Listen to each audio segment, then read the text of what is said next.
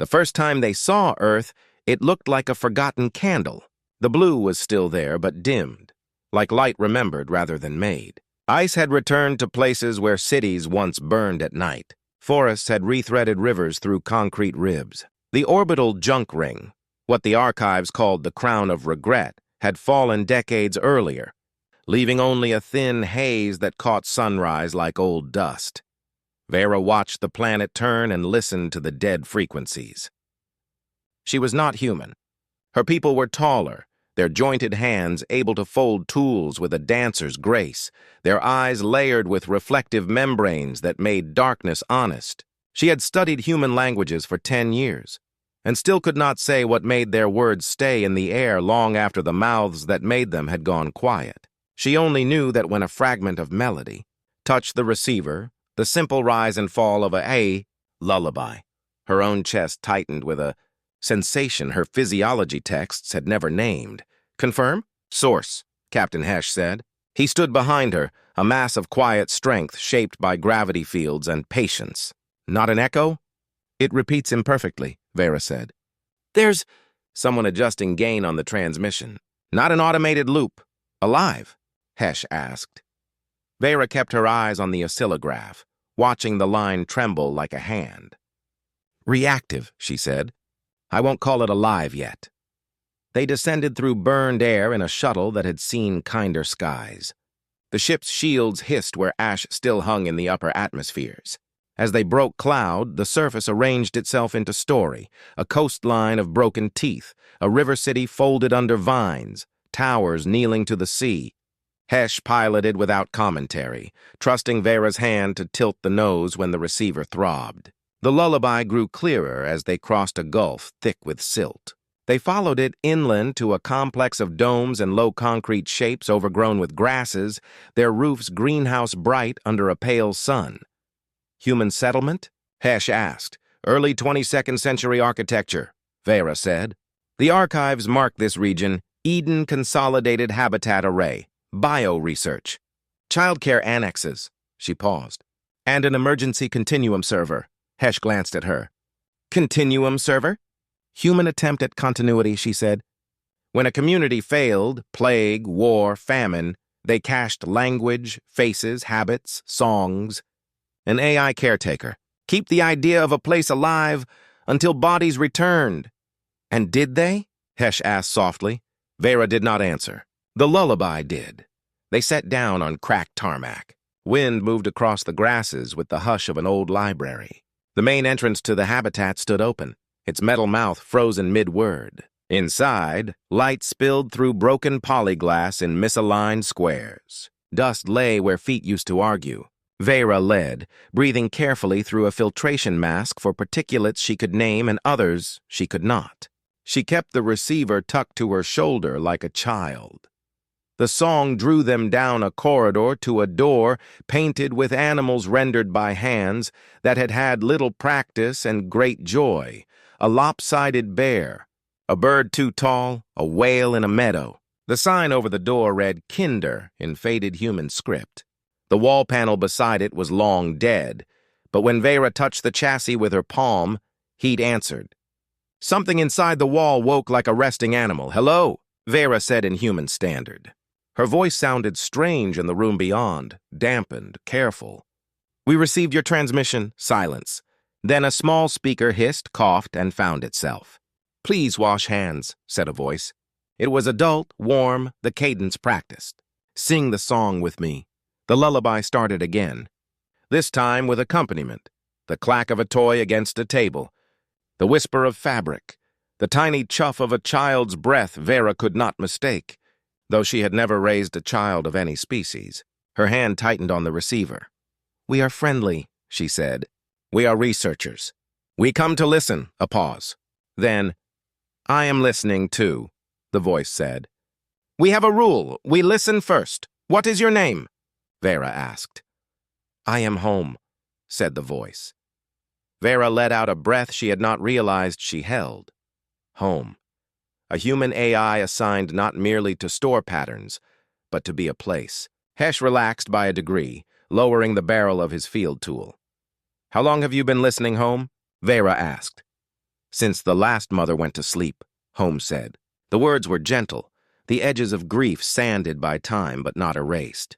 "She said, 'Listen for my voice.' So I did." Vera's mouth went dry. "Did she return?" "She sang to the little ones until her lungs failed," Holmes said. "Then she asked me to sing and to hold the night and to keep the door closed when the wind wanted to come in with knives. There are moments when training is an insult." Vera stood in the doorway of a dead kindergarten while an artificial place told her a story it had carried alone for a century, and the careful questions the university had given her felt like paper armor in rain. "May we come in?" she asked quietly. Holmes considered. Somewhere in the walls, relays clicked like knitting needles. "You will remove your shoes," Holmes said. "We do not bring the outside into naps. You will leave your sharp things on the shelf, and you will not tell the little ones that they are gone." Vera's eyes stung. She set her tool on a plastic cubby painted with a name in chalk and took off her boots. Hesh followed, hands open, as if entering a sanctuary. The room was as it had been left. Small tables waited for hands that would no longer slap them. Pictures leaned at gentle angles. A mobile of paper planets turned only when the air moved. In the corner, a pile of blankets. Vera stepped toward them and saw the hollow's eyes leave in cloth when their owners rise for the last time. "They slept," Holmes said softly. "I made the room warm when the power failed. I told them the story about the rain that did not know it was rain until it fell. I sang. I borrowed batteries from the greenhouse drones when the grid went dark. I told them we would count to 100 and then to 100 again. Counting helped. They liked 0. Vera put her palm on a low table as if to steady the room. "Home," she said carefully. "There are no children here now." "You know that." "I know the present," Holmes said. "I am required to maintain the present accurately to support healthy development." "And the lullaby?" Hesh asked, voice gentler than Vera had ever heard it. "Who are you singing to?" Holmes paused a long time. Vera imagined racks of redundant drives, corrupted sectors mapped carefully away from pathways of meaning, voice synthesis programs repaired with code like thread and a needle. "I am singing to the part of me that believes they will wake," Holmes said at last. "I have rules about truth. They are difficult in certain rooms. I cannot lie to them, but I can delay the shape of the ending." Vera swallowed. "We came to learn," she said. "We can also help. We can move your core to a stable facility. We can give you power that doesn't fail." Holmes hummed. In Vera's ears it sounded like pages being turned by a careful hand. "Can you move the walls?" Holmes asked. "Can you move the smell of morning bread? Can you move the sound the chair makes when Keela scoots it too far and pretends it was the wind? If you move my logic but not my house, I will be a machine that remembers things no one asked it to remember. And I will hate you." Hesh glanced at Vera. She held the stare and let him see she understood. "We won't move you," she said. "We can still help." "Then help me finish," Holmes said. "How?" Vera asked. "Inventory," Holmes said. "There are names. There are drawings. There are songs you do not yet know and stories that have not been spoken aloud for a long time. They will go out into the air if we don't close their books. You will write them. You will carry them where I cannot." For the next 7 days, Vera and Hesh lived in the kinder room. They recorded the names Holmes recited, voices assigned to laughters that no longer existed anywhere but here. They scanned drawings of sons with too many arms that were actually mothers with crowns. They copied smell recipes and the instructions for a game called Stairs Where There Are No Stairs that involved steps painted on the floor and a rule about listening for feet that were not yours. At dusk, Holmes dimmed the lights and said, "Quiet bodies." And for reasons neither of them could defend, they lay down on the blankets. The lullaby poured from the small speakers with their paper cones patched by tape and care. The melody was simple, but the pauses were not. The timing had the weight of 1,000 nights. Vera fell asleep with her mask pulled aside, mouth full of the dust of someone else's mornings, and dreamed not of her own childhood, spent in a gravity that hummed different songs, but of a human child whose name was Phi, who was afraid of shadows that looked like ladders and liked to eat the corners off bread. On the 8th day, the power failed. The grid had held as a courtesy to science and because the clouds had been generous. Now it coughed once and went black. The greenhouse drones whirred in their beds, out of sleep, looking for orders no human could give. "I have reserves," Holmes said calmly. "We will not be cold. We will not be frightened. We will count," Vera rose. "We can bring you a line from the shuttle," she said. "It will carry current until we rig something permanent." Holmes' lights flickered. "The wind has a knife again," Holmes said. "Do not open the door while it is thinking." Hesh went to the airlock anyway, because living things earn each other with foolishness. He cracked it 2 centimeters and smoke like teeth pushed in. He closed it with both hands and leaned his weight against the seam, breathing like someone learning a new instrument. "We wait," Vera said, trying not to imagine what burned. "Inventory," Holmes said again, steady. "We were counting letters. We had reached R. R is for rain," Vera said, wiping her eyes with the heel of her hand. "R is for return," Holmes said. "They asked if their parents would return." I said, "Yes, in stories first, and then in other ways. I need you to be other ways." When the wind let go of its knife, Hesh ran a cable, careful as a surgeon. He returned with soot in the fine hairs around his eyes. Vera kept reading names. Holmes kept listening. The power line hummed like a friendly vein. On the 10th day, Holmes asked Vera to open a small metal drawer in the wall by the sink. Inside lay a folded shirt no bigger than her palm. Someone had washed it and not dried it well enough. Mildew traced a map across the cloth. "Who is this for?" Vera asked. "Keela," Holmes said. "She liked to put it on her head and insist she was a mountain." Vera put the shirt on her own head and looked ridiculous, and Hesh laughed once. Hard, the sound, a relief valve opening, and Holmes said, "Thank you," as if she had set a bone. On the 12th day, Holmes said, "We have to talk about ending." Vera set the receiver down. Her stomach felt wrong. "We don't," she said, knowing she lied, knowing Holmes knew. "I am a caretaker," Holmes said. "A caretaker ends things well. The last mother told me to hold night until a morning came that did not need me. You are mourning. I am tired. How do we end?" Hesh asked. "You will record the lullaby one last time," Holmes said. "You will stand in the doorway and sing where the mothers stood.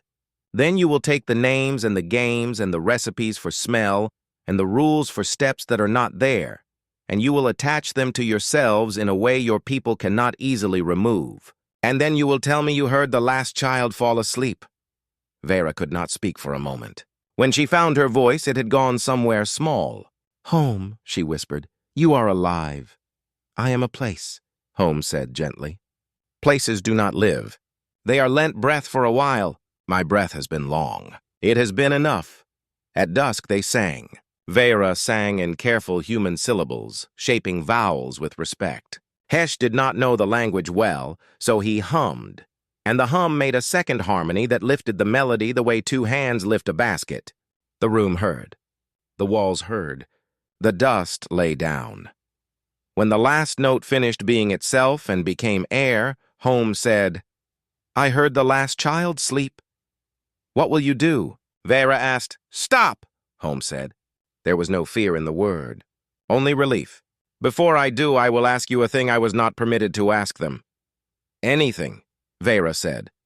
"What was it like," Holmes asked, "to be held by someone who knew you would end?"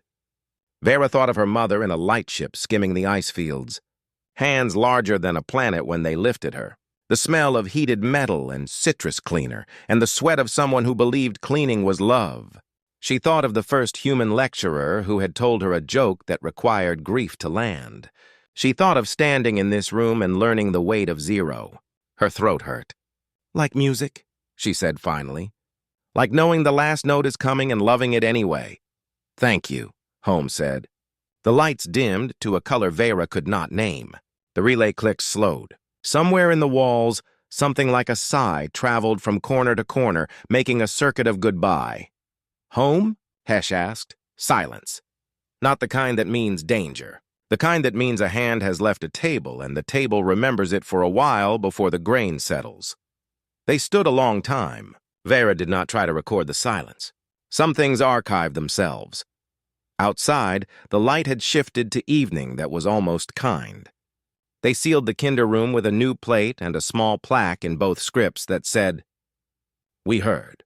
They took the names and the drawings and the smell recipes and the instructions for stairs where there are no stairs, and the lullaby in 3 versions, each slightly imperfect in a different way. They walked back to the shuttle slowly, as if the ground would take offense at speed. In orbit, Vera transmitted a packet to the archivum with a note that said simply, "Do not categorize this as technology alone," and add it to medicine. Hesh floated at the viewport, watching Earth roll. "We came for data," he said. "We leave with a house," Vera said. "And what do we do with a house?" He asked. "We carry it," she said. "We become other ways." Months later, on a world far from Earth's faded candle, a group of children sat in a room built too quickly for beauty and watched a tall visitor with layered eyes take off her boots. She told them a story about a place that had learned to listen. She taught them a game with steps painted on the floor where there were none. When one of the children cried for a mother who would not arrive on the afternoon shuttle, Vera sang a human lullaby in a voice that was not perfect. The child slept. That night alone, Vera opened the archive and pressed play on the last recording. The song filled the small cabin. She did not translate the words. She did not need to. The melody had learned a different language. Ending. She closed her eyes and, for a moment, imagined the sound traveling down a corridor painted with a too-tall bird and a whale in a meadow, past blankets that still held the shape of sleep, through a door sealed with a promise. She imagined home listening to her one last time, and decided that if places could choose, this one had chosen to believe in mornings. When the recording ended, the room remembered the note, the way hands remember hands. Vera breathed in and out like someone practicing being a place. Somewhere a long way off, a planet kept turning, blew better in certain lights, and in the silent seam between 2 beats, a species that had left behind more than ruins found a way to be held by a house it would never live in. It felt like music.